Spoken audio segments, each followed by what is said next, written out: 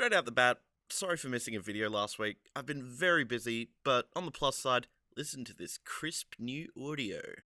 Yeah, I'm still learning how to use it, so this might not be the best leveling or whatever, but yeah. With my arrival, how about I review the film Arrival?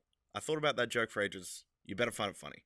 So Arrival is directed by Denis Villeneuve, who I've probably pronounced the name of wrong, the guy who did Prisoners and Sicario, and the premise is basically there's a bunch of alien ships that have arrived at Earth, and Lois Lane needs to try and translate their language. Now I'll just start this by saying, this film is something else. If you go into this film expecting something more akin to an Independence Day, then you are really going to be surprised, because unlike Independence Day, this film is actually good. That's right, I said it. The first Independence Day is terrible, and the second one is even worse. Anyway, there's another good sci-fi movie that no one is going to see. That's my biggest sadness as far as Arrival goes. It's coming out in this awful time between Marvel's next huge blockbuster, Doctor Strange, and that new Harry Potter movie, Fantastic Beasts and Where to Find Them. So I cannot encourage you enough. Please, when you're done with this, go and watch Arrival, because this movie is something else. If you watch the trailers to this, you might think you have this film down pat, but the film goes in some completely different directions than what you might think, and it really stands out for it. I also feel like I should say, it's less of a story about how the world reacts to the arrival of aliens, and more about this one woman trying to translate their language. That being said though, Denis Villeneuve has proven with Prisoners and Sicario that he could tell a good story, and once again, with Arrival. He's a master of tension, pacing, and atmospherics. He's a creator who's not afraid to just let a shot go for 20 seconds or so, and let a film be of a slower pace.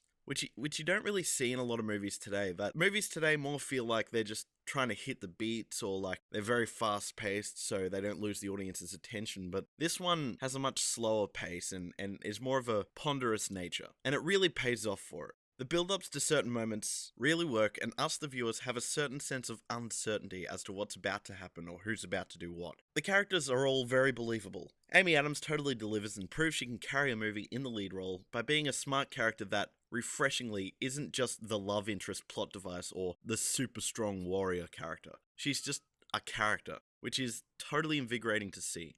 I hope Hollywood can look to this as a way to just write females as characters and not as plot devices or weird reverse sexism caricatures. And I realize that bringing up the word sexism could be pretty terrible in today's day and age, but so be it. Jeremy Renner does a great job too as a kind of counterpoint that brings a different voice to certain moments throughout the film. Sometimes also bringing a little bit of humor to break the ice that doesn't really feel out of place and is actually pretty funny. Actually, you know what, I'm not sure why he didn't just call the rest of the Avengers. I'm sure they could have cleared up this whole mess. And Lois Lane could have called Superman a bat. This was secretly a Justice League Avengers crossover film. Sly dogs. Anyway, talking about characters, in a film like this, you've always got what I like to call the English dark character. You know, that character who doesn't understand what the smart people are doing, and so they need to be like, can you tell us that in English dark? And have certain things explained to them so that us, the dumb audience, can understand what's happening. But luckily, the very few moments that this happens, it's mercifully brief. And aside from that, the cast really brings their best, and the characters are written in believable ways so that, bar maybe one, all the decisions are understandable and plausible, which serves to bring a certain amount of realism to the film.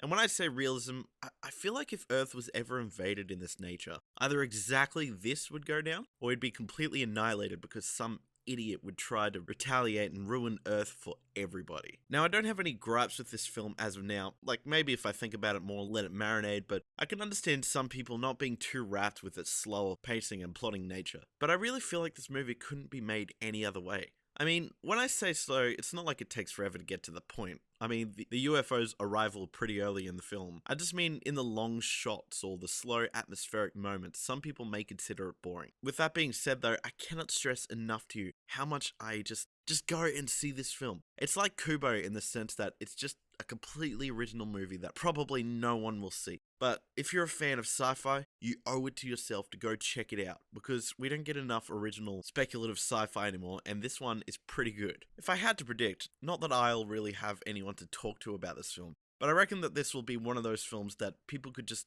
have really long talks about, kind of discuss the minutiae and possibilities of, and kind of speculate in certain things and what things would happen or where things might go. And I really feel like the more people see this, the better. Because in a world desensitized by terrible Independence Day sequels, this one is a must-see for all fans of sci-fi, and I only hope we see more like it down the line. Thanks for watching, guys. Hope you enjoyed. If you did, hit like, subscribe, whatever. So do you agree with my review, or do you have different thoughts on Arrival? Let me know down below. Of course, without spoilers. Don't be that guy. Anyway, thanks everyone. Jake Grizzle, out.